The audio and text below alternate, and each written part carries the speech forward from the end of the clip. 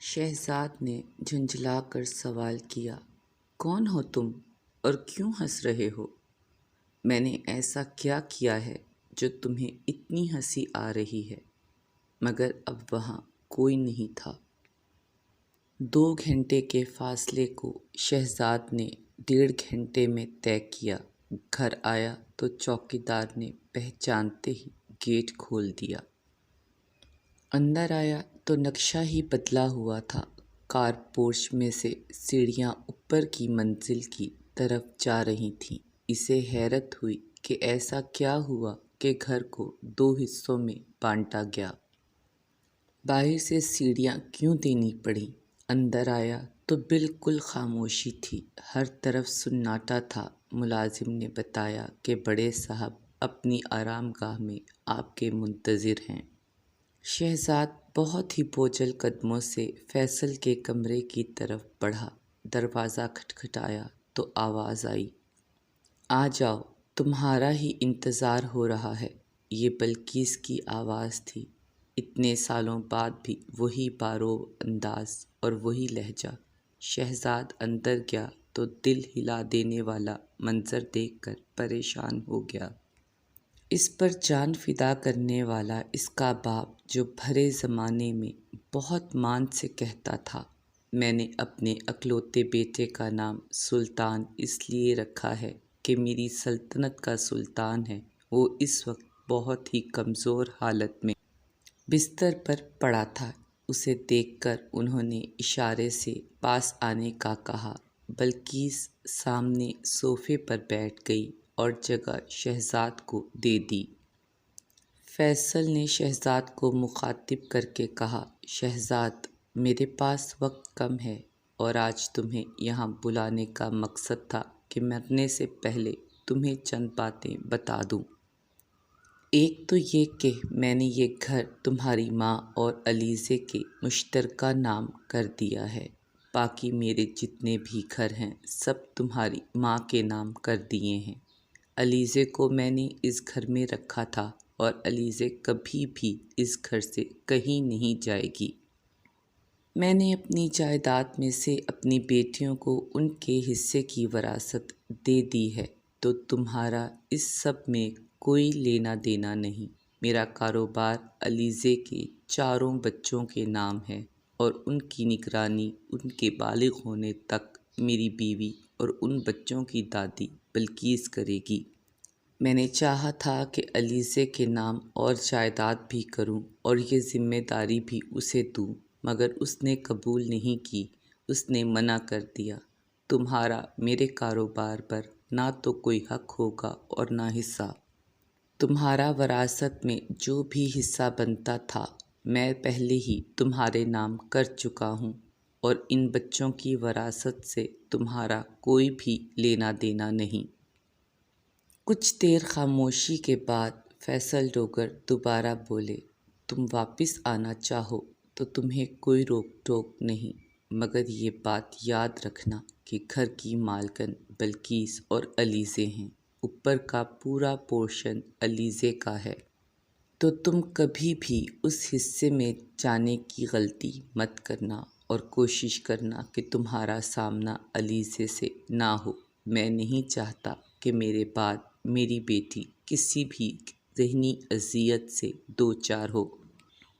شہزاد کو باپ کی ایسی حالت دیکھ کر بہت دکھ ہو رہا تھا، مگر اسے غصہ بھی تھا کہ اتنے سالوں بعد باپ نے بلایا بھی تو اسے یہ بتانے کہ اس کی چھوڑی ہوئی لڑکی کی آج بھی اس گھر میں عزت اور اہمیت اس سے زیادہ ہے۔ فیصل شہزاد سے مزید کہہ رہے تھے کہ علیزے ایک کامیاب جج ہے اور اس کی منزل بہت آگے ہے۔ تم اس گھر میں رہ تو سکتے ہو، مگر علیزے کے کسی معاملے میں مداخلت کی تمہیں کبھی کوئی اجازت نہیں ہوگی۔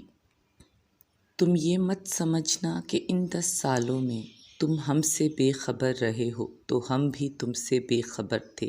تمہاری پل پل کی خبر تھی مجھے، تم نے کس کس تاریخ پر کس کس کے ساتھ کہاں کہاں سفر کیا، کس پر کتنا پیسہ اڑایا۔ کب تمہارا پیسہ ختم ہوا، کب سب نے تمہیں چھوڑا، مختصر یہ کہ میرے بعد تم چاہو تو سب کے ساتھ رہنے آ جانا، مگر میرے خاندان میں سے کسی کو بھی پریشان کرنے کی ہمت مت کرنا، تمہیں اس کی اجازت نہیں۔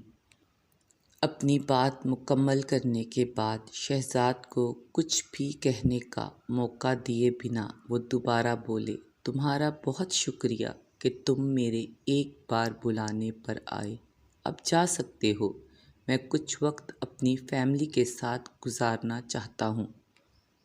شہزاد کی آنکھوں میں آنسو تیرنے لگے، وہ فیصل کو مخاطب کر کے بولا، بابا میں آپ کا اکلوتا بیٹا ہوں، میں بھی اس فیملی کا حصہ ہوں۔ فیصل نے بند آنکھیں کھولیں اور غصے سے بھری آواز میں تقریباً چلا کر بولے، لیاقت سلطان شہزاد ڈوگر، تم میرے بیٹے ضرور ہو، مگر مجھے اس سے انکار نہیں، مگر تم میری فیملی کا حصہ نہیں ہو، تم شاید بھول رہے ہو۔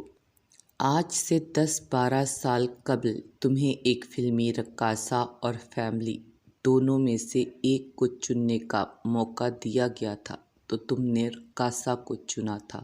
اس دن تم نے خود کو فیصل ڈوگر کے خاندان سے نکال دیا تھا۔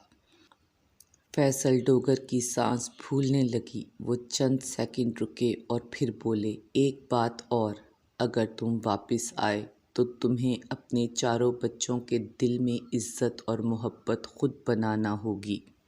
علیزے نے انہیں کبھی تمہارا مکمل سچ نہیں بتایا اور ہمیشہ یہی کہا کہ جب بھی کبھی تمہارے بابا واپس آئیں تو انہیں وہی مقام دینا جو ان کا حق ہے، مگر یہ بھی ایک تلخ حقیقت ہے کہ تمہارے چاروں بچے تمہارا مکمل سچ جانتے ہیں۔ گھر کا ہر ملازم، در و دیوار، ہر رشتہ دار، اخبارات، سب تمہارا ایک ایک سچ انہیں بتاتے رہے۔ الغرض کہ تمہیں ان کے دلوں میں اپنی جگہ بنانے کے لیے خلوص نیت سے کوشش کرنا ہوگی۔ ممکن ہے ان کے دلوں میں تمہارے لیے بہت سی کڑواہٹ ہو، مگر اس میں بھی تمہارا ہی قصور ہے۔ جب انہیں تمہارے وقت، محبت اور توجہ کی ضرورت تھی تو تم اپنی محبت اور توجہ غیروں میں بانٹنے میں مصروف تھے۔ شہزاد کے پاس کچھ جواب میں کہنے کو بچا ہی نہیں تھا، وہ خاموشی سے اٹھ کر کمرے سے باہر آ گیا۔ ابھی وہ راہداری تک ہی بمشکل پہنچا تھا کہ ایک بہت ہی پیاری سی لڑکی جس کی عمر 16-17 سال کے لگ بھگ ہوگی، ہاتھ میں ٹرے اٹھائے فیصل کے کمرے کی طرف جا رہی تھی۔ شہزاد کو دیکھ کر رک گئی اور سلام کر کے آگے بڑھ گئی۔ اس کی شکل علیزے سے اتنی ملتی تھی کہ اسے یہ جاننے میں لمحہ لگا کہ وہ اس کی بیٹی ہے۔ وہ اس سے بات کرنا چاہتا تھا، اس سے پیار کرنا چاہتا تھا، اسے بتانا چاہتا تھا کہ وہ اس کا باپ ہے، مگر وہ لڑکی رکی ہی نہیں۔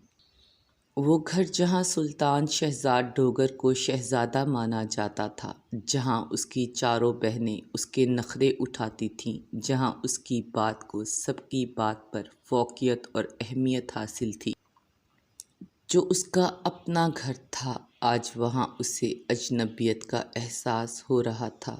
انسان تو کیا، در و دیوار بھی اسے پہچاننے سے انکاری تھے۔ شہزاد بہت بوجھل قدموں سے اپنے ہی گھر سے چلا گیا۔ راہداری سے گاڑی تک پہنچتے کئی بار اس کے دل میں خیال آیا کہ اس کا سامنا اپنے باقی بچوں سے بھی ہو جائے، بس ایک نظر ہی سہی، مگر انہیں دیکھ تو لے، مگر ایسا نہ ہوا۔ گاڑی تک پہنچا ہی تھا کہ مین گیٹ کھلا اور وہاں سے نئے ماڈل کی کالے رنگ کی BMW اندر آئی۔ شہزاد وہاں کھڑا دیکھتا رہا اور گاڑی اس کے پاس سے گزر کر سیڑھیوں کی طرف بڑھ گئی۔ شہزاد پیچھے سے دیکھ کر اندازہ لگا سکتا تھا کہ یہ علیزے ہے۔ وہ بس اسے اترتے اور اوپر چڑھتے دیکھتا رہا اور علیزے اس سے بے نیاز آگے بڑھ گئی۔